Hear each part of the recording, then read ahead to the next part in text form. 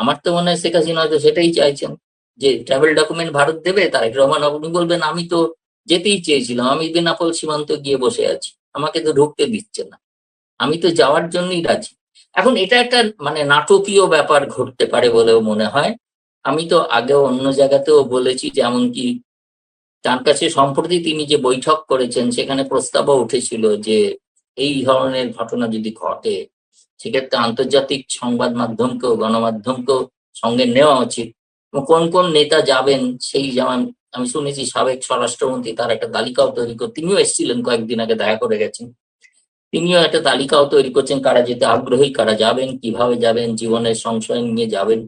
এবং একই সঙ্গে আহ যে গণমাধ্যম তারা, যারা যেসব বিদেশি মানে পশ্চিমা গণমাধ্যম তারা আগ্রহী যেতে চান, ফলে তাদেরও তালিকা তৈরি হচ্ছে। কিন্তু আমি জানি যে শেখ হাসিনা পৌঁছবেন সত্যি যেদিন, সেদিন কিন্তু সত্যি সত্যি লোক আটকানোটা মুশকিল হবে। এবং যে কারণে ধরুন 4 আগস্ট 2024 সেনাপ্রধান ঘোষণা করেছিলেন তিনি গুলি চালাবেন না। মনে আছে তো, জাতিসংঘের মানবাধিকার কমিশনের প্রধান তিনি পরে লন্ডনে বিবিসিতে হার্ড টকেতে স্বীকার করেছিলেন যে আমি সেনাপ্রধানকে হুমকি দিয়েছিলাম যে তুমি যদি গুলি চালাও তাহলে জাতিসংঘের শান্তি বাহিনী থেকে বাংলাদেশকে বের করে দেবে।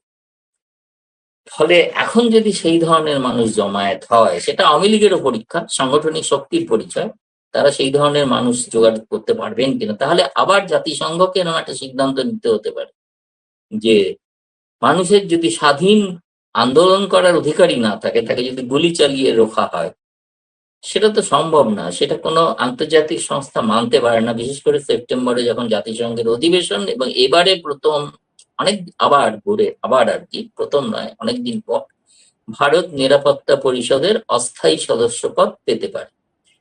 ফলে সিকিউরিটি কাউন্সিলও বিষয়টা কিন্তু একটা আলোচনার, সমস্তগুলো আপনি যদি সূত্রগুলো মানে সূত্রগুলো যদি দেখেন, এগুলোকে যদি গাঁথেন, তাহলে একটা মালার মতো একটা জিনিস তৈরি হয়, যেটা একটা পরিণতির দিকে ইঙ্গিত করে, যে ইঙ্গিতটা আমি সাংবাদিক হিসেবে মনে করি শেখ হাসিনা বাংলাদেশে ফিরছে। বাংলাদেশের রাজনীতির সকল সমীকরণই এখন ডিসেম্বরে শেখ হাসিনার দেশে ফেরার ঘোষণাকে কেন্দ্র করে আবর্তিত হচ্ছে। মানে তিনি ফিরবেন কিনা, ফেরার আগে কি হবে, ফিরলে কি হবে, সরকার কিভাবে দেখবে, সরকারের সঙ্গে এই নিয়ে ভারত সরকারের সম্পর্কটা কোন দিকে যাবে, আমেরিকা কি চাইছে, এসব নিয়েই বিশ্লেষণের পর বিশ্লেষণ চলছে। মানে রাজনীতিটা মনে হচ্ছে শেখ হাসিনা ফেরার আগ পর্যন্ত এই ঘিরেই আবর্তিত হতে থাকবে। এই অবস্থায় ভারত সরকার অবশেষে তারেক রহমান সরকারকে কিন্তু আরেক দফা একটা আমন্ত্রণ পত্র পাঠিয়েছেন দিল্লি সফরে। দিল্লিতে সেপ্টেম্বর মাসে যে ব্রিক্স সম্মেলন অনুষ্ঠিত হতে যাচ্ছে, Brazil, Russia, China, south Africa সহ দেশগুলোর যে জোট, সেই সম্মেলনে তারেক রহমানকে বিশেষ অতিথি হিসেবে আমন্ত্রণ জানানো হয়েছে। এই যে আমন্ত্রণ, দিল্লিতে শেখ হাসিনা আছেন এবং ভারত সরকারের অতিথি হিসেবে আছেন, তাকে ফিরিয়ে দেওয়ার বিষয়ে ভারত সরকার আনুষ্ঠানিকভাবে তারেক রহমান সরকারের কাছেও কিছুই জানাচ্ছে না, কোনো সাড়া দিচ্ছে না। এই অবস্থায় তারেক রহমান ব্রিক্স সম্মেলনের পর্যবেক্ষক হিসেবে ভারত সফরে গেলে সেটা ভারত বাংলাদেশের জন্য কতটা স্বস্তিকর হবে, শেখ হাসিনাকে দিল্লিতে রেখে ভারত বাংলাদেশ সম্পর্কটা আসলে চাঙ্গা হওয়া সম্ভব কিনা, এসব প্রসঙ্গে আলোচনায় আমার সঙ্গে যুক্ত হয়েছেন ভারতের সিনিয়র সাংবাদিক, ভারতীয় প্রেস ক্লাবের সাবেক সভাপতি গৌতম লাহিড়ী। গৌতম লাহিড়ী, আপনাকে স্বাগত জানাই। আপনার কাছে আমার প্রথম যে প্রশ্ন সেটা হচ্ছে যে মানে দিল্লিতে তারেক রহমানকে আমন্ত্রণ জানানো হলো, আবার দিল্লি থেকে শেখ হাসিনাকে ফেরত দেওয়া হবে কিনা তা নিয়ে ভারত সরকারের কোনো সাড়া নেই। ওই একই কথা রণধীর জয়সওয়াল বলছেন যে তারা দেখে যাচ্ছেন। এই অবস্থায় কি ভারতের সঙ্গে তারেক রহমান সরকারের সম্পর্কটা স্বাভাবিকীকরণ শুরু হতে পারে কিনা? আর ভারত সরকার কি আসলে তার মানে তো চাইছে যে শেখ হাসিনা নিজে নিজেই যাবেন বাংলাদেশে? মানে কি শুনছেন, কি জানতে পারছেন? ধন্যবাদ। প্রথমে আমি উত্তরটা এইভাবে দিই যে একটি সংবাদ মাধ্যম তারা সাবেক প্রধানমন্ত্রী শেখ হাসিনার কাছে এই প্রশ্নটাই রেখেছিলেন, যেটা প্রকাশিত হবে। সেটা হচ্ছে যে ভারতের যে পররাষ্ট্র মন্ত্রণালয়ের মুখপাত্র তো বলেছেন যে এক্সট্রাডিশন ট্রিটি অনুসারে তার আইনি দিক, বিচার বিভাগীয় দিক বিবেচনা করার পর ভারত সিদ্ধান্ত নেবে। এই বিষয়ে আপনার মত কি? সেটাতে শেখ হাসিনা যে উত্তর দিয়েছেন, তিনি উত্তর দিয়েছেন, সেটা তো ভারত স্বাভাবিকভাবেই যে এক্সট্রাডিশনের একটা তো লিগ্যাল পদ্ধতি আছে, আইনি পদ্ধতি আছে, সেই পদ্ধতি তারা অনুসরণ করবেন, যেহেতু আমি তাদের এখানে আসছি তো। কিন্তু এসব ভেবে তো কোনো লাভ নেই, কারণ আমি তো ডিসেম্বরে নিজেই যাচ্ছি। সুতরাং এক্সট্রাডিশনের তো প্রয়োজন কিছু হচ্ছে না। আমি নিজেই, ফলে তিনি আগে যেটা রয়টার্সকে বলেছিলেন, তার থেকে তিনি এখনো জাপানেরও একটি নিউজ এজেন্সিকে পেয়েছেন, সেটা আপনার অলরেডি প্রকাশিত। সেখানেও একই ধরনের কথাই বলেছেন যে তিনি মৃত্যু ভয় কাজ কিছুই পরোয়া করছেন না, তিনি যাবেন, বা গ্রেপ্তারিকেও তিনি উপেক্ষা করছেন না, সেটা সব জেনেই তিনি যাচ্ছেন। এবার ভারতীয় পররাষ্ট্র মন্ত্রণালয়ের মুখপাত্র সেদিন আরো একটা উত্তর দিয়েছিলেন যে ভারত কিন্তু চায় যে বাংলাদেশের সঙ্গে স্বাভাবিক সুসম্পর্ক রাখতে। এখন শেখ হাসিনা অবশ্যই একটা বিষয়, যে বিষয়টা সমাধান এখনো কিছু হচ্ছে না, যেটা বাংলাদেশ চাইছে প্রত্যর্পণ হওয়া সম্ভব নয়, তাহলে কিভাবে কি হবে। এইরকম একটা অবস্থায় ব্রিক্স এর শিখর সম্মেলন ভারতে অনুষ্ঠিত হচ্ছে, কারণ ভারত পৌরোহিত্য করছে। আর তারেক রহমান যেহেতু প্রধানমন্ত্রী, তাকে কিন্তু বিমস্টেকের এই মুহূর্তে পৌরোহিত্য করছেন বাংলাদেশ। সেই বাংলাদেশের প্রধানমন্ত্রী যেহেতু তারেক রহমান, সেই জন্য তাকে আমন্ত্রণ জানানো হয়েছে বিমস্টেকের চেয়ার হিসেবে। বাংলাদেশের প্রধানমন্ত্রী তিনি তো বটেই। এখন তিনি যখন ভারতে, তারা স্বীকার করেছেন চিঠি পেয়েছেন, কিন্তু এখনো আমন্ত্রণ গ্রহণ করে তিনি আসছেন কিনা বা আসবেন কিনা সেটা এখনো ঘোষণা করেনি। যে কারণে পররাষ্ট্র মন্ত্রণালয়ের মুখপাত্র জবাবে বলেছিলেন এই প্রশ্নের উত্তরে যে আমি এটা পরে জানাবো আপনাদের। কারণ বাংলাদেশ আগে কনফার্ম না করলে তো ভারত সরকার আগ বাড়িয়ে বলতে যাবে কেন যে আমরা আমন্ত্রণ জানালাম, কারণ তারপরে যদি তিনি না আসেন তাহলে লস অফ ফেস হয়। যেহেতু আগে অলরেডি একটা আমন্ত্রণ পাঠানো হয়েছিল এবং তিনি এখনো তাতে কোনো সিদ্ধান্ত নেননি। এই তারেক রহমান যদি শেষ পর্যন্ত আসেন, আমি এখন আমার সূত্র, তারা কিন্তু বলছেন যে তারেক রহমান আসবেন সম্ভবত, কারণ ব্রিক্স এর মতো একটা আন্তর্জাতিক মঞ্চকে তিনি এড়াতে চাইবেন না। এবং তিনি যখন আসবেন তখন সেই সুযোগে ভারতের প্রধানমন্ত্রীর সঙ্গে তার একটি আলাদা বৈঠক হওয়ার অবশ্যই সম্ভাবনা আছে। যেরকম অন্য যে 11টি দেশ আছে যারা ব্রিক্সের সদস্য, তাদের সঙ্গেও বোধহয় বৈঠক হবে এবং একই সঙ্গে, ফলে যেহেতু ভারতে শেখ হাসিনা আছেন আর বাংলাদেশের যেহেতু এটা একটা অন্যতম দাবি, ফলে এই দ্বিপাক্ষিক বৈঠকে শেখ হাসিনা প্রসঙ্গ আলোচিত হবে না এটা হতেই পারে, কারণ আলোচনা হবেই। এবং আলোচনা হলে বাংলাদেশ নিয়মমাফিক প্রত্যর্পণ চাইবে, তার উত্তর তো ভারতের যা জবাব সেই জবাবই ভারত জানাবে, ফলে নতুনত্ব কিছু নেই। কিন্তু যে প্রশ্নটা নতুনত্ব তৈরি হয়েছে সেটা হচ্ছে বা শেখ হাসিনা নিজে ঘোষণা করেছেন। ভারতের ঘোষিত নীতি হলো তিনি তো প্রাণ সংশয়ের কারণে এসে উপস্থিত হয়েছিলেন, যেটা পররাষ্ট্রমন্ত্রী পার্লামেন্টে ঘোষণাও করেছিলেন, এবং ভারতের সর্বদল সে কথা মেনেও নিয়েছিল। আমি যেটা বলতে চাইছি সেটা হচ্ছে যে ভারতের যেহেতু ঘোষিত নীতি, তিনি যেখানে যেতে চাইবেন তার ব্যবস্থা করে তারা করবেন। এমনকি তাতে যদি কোনো তার ট্রাভেল ডকুমেন্টের প্রয়োজন হয়, সেই ট্রাভেল ডকুমেন্টও তারা জোগাড় করে তৈরি করে দেবেন, এটাও আমাদেরকে পররাষ্ট্র মন্ত্রণালয় থেকে জানানো হয়েছে।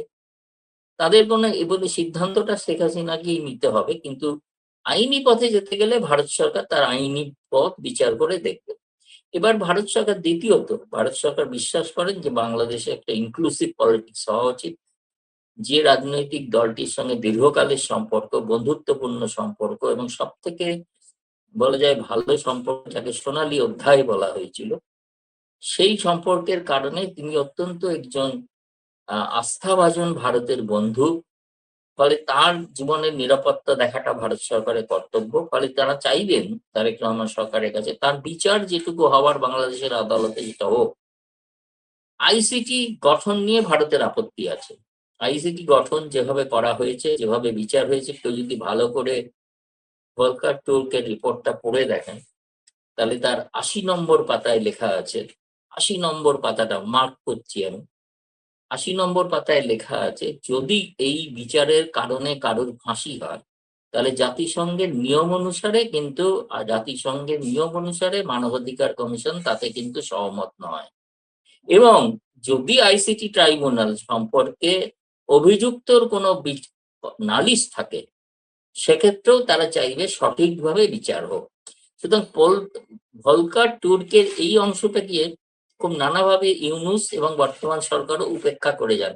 আমি প্রত্যেক বাংলাদেশি সাংবাদিক বুদ্ধিজীবীদের অনুরোধ করব আরেকবার রিপোর্টটা পড়ুন, স্পেসিফিক্যালি 80 নম্বর পাতাটা পড়ুন।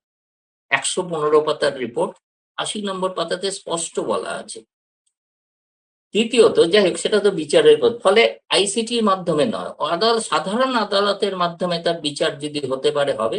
হ্যাঁ, সেক্ষেত্রে যদি তারেক রহমান কোনো প্রতিশ্রুতি না দেন যে না আমরা তাকে ফাঁসি দেবো না, কথা বলতে পারছি না, সেক্ষেত্রে ভারত সরকার শেখ হাসিনাকে বলতে চাইবেন যে আপনি কি তখন তো ব্যাপারটা শেখ হাসিনা এবং ভারত সরকারের মধ্যে বিষয়, যে আপনি কি ফাঁসি দেবেন ওরা বলছেন, তাহলে কি আপনি যাবেন। ফলে এই আলোচনার একটা সময় আছে, কিন্তু ঘটনাটা যেটা সেটা হচ্ছে শেখ হাসিনা একটা প্রবল চাপ তৈরি করেছেন তারেক রহমানের সরকার, এবং তারেক রহমান বা বাংলাদেশের অনেকেই জানেন যে শেখ হাসিনা কথার কথা বলেন না, তিনি যাবেন। এটাকে কোনো এখনো তিনি তার মত পরিবর্তন করেন। তাতে কিন্তু প্রথম তার প্রতিক্রিয়া, ভারত সরকারের অতিথি তিনি, ভারত সরকার মৃত্যুদণ্ডের রায় মাথায় নিয়ে কি শেখ হাসিনাকে ফিরতে দেওয়ার বিষয়ে সম্মত, সেটাও অনেক বিশ্লেষক এই প্রশ্নও তুলছেন। আপনি তো নিয়মিত পররাষ্ট্র মন্ত্রণালয়ের ওই প্রেস ব্রিফিং এ তো জানি রণধীর জয়সওয়ালকে প্রায়শই শেখ হাসিনা বিষয়ক প্রশ্ন তো করেনি, কিন্তু পররাষ্ট্র মন্ত্রণালয়ের ভেতরে এ বিষয়ে মত কি, আর তারা ট্রাভেল ডকুমেন্ট কিভাবে দেবে? বাংলাদেশ সরকারকেও তো ট্রাভেল ডকুমেন্ট দিতে হবে শেখ হাসিনাকে, তার তো এখন কোনো পাসপোর্ট নাই। না, ভারতে যে সমস্ত আওয়ামী লীগ নেতারা রয়েছে তাদের এক ধরনের ট্রাভেল ডকুমেন্ট আছে, এবং অতীতে 5ই আগস্টের পর যারা ভারত থেকে বিদেশে চলে গিয়েছিলেন তাদের ভারত সরকারই একটা ট্রাভেল ডকুমেন্ট দিয়েছিল, যেটা অন্যান্য দেশ, আমেরিকা যুক্তরাষ্ট্র, যুক্তরাজ্য সকলেই গ্রহণ করেছে। রাজ্যের ক্ষেত্রে শেখ হাসিনাকে নেওয়ার ক্ষেত্রে যেটা আপত্তি, সেই আপত্তিটা আপনারা সকলেই জানেন যে তৃতীয় দেশ থেকে তারা কোনো ট্রাভেল ডকুমেন্ট স্বীকার করেনি। কিন্তু বাংলাদেশি নাগরিক, তাকে যদি বাংলাদেশে ফেরত পাঠানো হয় তার ট্রাভেল ডকুমেন্ট এটা দিতেই হবে, সে তো পুশব্যাক করা হবে না, তাকে ট্রাভেল ডকুমেন্ট দিয়ে, সেই ট্রাভেল ডকুমেন্ট এখন তারেক রহমান সরকার বলতে পারেন যে আমরা এটা গ্রহণ করব না, ভারত সরকারের দেওয়া ট্রাভেল।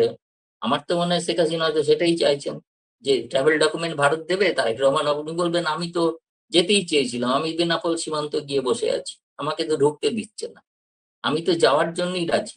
এখন এটা একটা মানে নাটকীয় ব্যাপার ঘটতে পারে বলেও মনে হয়। আমি তো আগেও অন্য জায়গাতেও বলেছি যে এমনকি তার কাছে সম্প্রতি তিনি যে বৈঠক করেছেন সেখানে প্রস্তাবও উঠেছিল যে এই ধরনের ঘটনা যদি ঘটে সেক্ষেত্রে আন্তর্জাতিক সংবাদ মাধ্যমকেও, গণমাধ্যমকেও সঙ্গে নেওয়া উচিত। কোন কোন নেতা যাবেন সেই, যেমন আমি শুনেছি সাবেক স্বরাষ্ট্রমন্ত্রী তার একটা তালিকাও তৈরি করে, তিনিও এসেছিলেন কয়েকদিন আগে, দেখা করে গেছেন, তিনিও একটা তালিকাও তৈরি করছেন কারা যেতে আগ্রহী, কারা যাবেন, কিভাবে যাবেন, জীবনের সংশয় নিয়ে যাবেন। এবং একই সঙ্গে যে গণমাধ্যম তারা, যারা যেসব বিদেশি মানে পশ্চিমা গণমাধ্যম তারা আগ্রহী যেতে চান, ফলে তাদেরও তালিকা তৈরি হচ্ছে। সুযোগ পেলে হয়তো আমিও চলে যেতে পারি, এই আর কি, তখন হয়তো আপনাকে লাইভ দিতে পারবো কি হচ্ছে। এটা তো ডিসেম্বর মাস, অনেক সময়। ডিসেম্বরেই ঘটবে নাকি আপনার কি মনে হচ্ছে? আপনার সঙ্গে শেখ না না হাসিনারও উনি তো, অনেকদিন ধরে আমি তো ঘনিষ্ঠ যোগাযোগ আছে, আওয়ামী লীগের সেখানে থাকা নেতৃবৃন্দের তো আছেই। ডিসেম্বরেই ঘটবে নাকি আরো আগেও ঘটতে পারে? মানে কবে নাগাদ শেখ হাসিনা যাবেন বলে মনে হচ্ছে? আমি ওনার কথার উপর বিশ্বাস করছি, উনি বলেছেন ডিসেম্বরের, যদিও একটা ফাঁক আছে, ফাঁকটা হচ্ছে ডিসেম্বরের মধ্যে। এখন অবশ্যই জুলাই থেকে ডিসেম্বর তো সবটাই তার মধ্যবর্তী সময়, সেটা ঘটনা। তবে আমার মনে হয়েছে যে কোনো একটা ঐতিহাসিক সময় দেখে, আমি অনুমান করি 6ই ডিসেম্বর ভারত বাংলাদেশ মৈত্রী দিবস, সরকারকে প্রথম ভারত এবং ভুটান স্বীকৃতি দিয়েছিল। তারপরে তো 16ই ডিসেম্বরে পাকিস্তান বাহিনী পরাস্ত হয়েছিল। যদি শেষ পর্যন্ত উপস্থিত হন এই 16ই ডিসেম্বরে কারা আত্মসমর্পণ করবেন জানি না, দেখতে হবে, সেটা দেখার বিষয় আছে। কিন্তু আমি যেটা বলতে চাইছি সেটা হচ্ছে, আপনি লক্ষ্য করুন যে প্রতিক্রিয়া কি বাংলাদেশে ঘটছে, সেটা কিন্তু তার থেকে প্রমাণিত হয় যে তারেক রহমান সরকার ধরে নিয়েছেন শেখ হাসিনা আসছেন। কারণ আমি 4-5 দিন আগে আমি অন্য একটি চ্যানেলে ঘোষণা করেছিলাম যে রাষ্ট্রপতিকে পদত্যাগ করতে বলা হয়েছে, এবং আমার সন্দেহ যে সেনাপ্রধানকেও বলা হতে পারে, কারণ দুজনেই শেখ হাসিনার সঙ্গে কিন্তু ঘনিষ্ঠ। শেখ হাসিনা ঘনিষ্ঠ যারা, তাদের বিরুদ্ধে কিন্তু ইতিমধ্যেই আইনানুগ ব্যবস্থা তারেক রহমান সরকার নিতে শুরু করেছেন। বেশ কিছু সাংস্কৃতিক কর্মীকে তারা আইসিটি ট্রাইব্যুনাল 27 জন না 28 জন একটা তালিকা করে করেছেন। মানে এগুলো দিয়ে একটা বার্তা দেওয়া বা ভয় দেখানোর চেষ্টা, যারা আওয়ামী লীগের পক্ষের লোক তারা যেন সাবধানে থাকেন। ফলে বাংলাদেশ সরকারও একটা প্রস্তুতি নিচ্ছে, তারাও প্রস্তুতি নিচ্ছে। ফলে সংঘর্ষ ডিসেম্বরে অনিবার্য। সে বিজয়ের মাসে আরেকটা যুদ্ধ দেখার অপেক্ষায় আছি, যেটা সজীব ওয়াজেদ জয়ের মতে গৃহযুদ্ধ।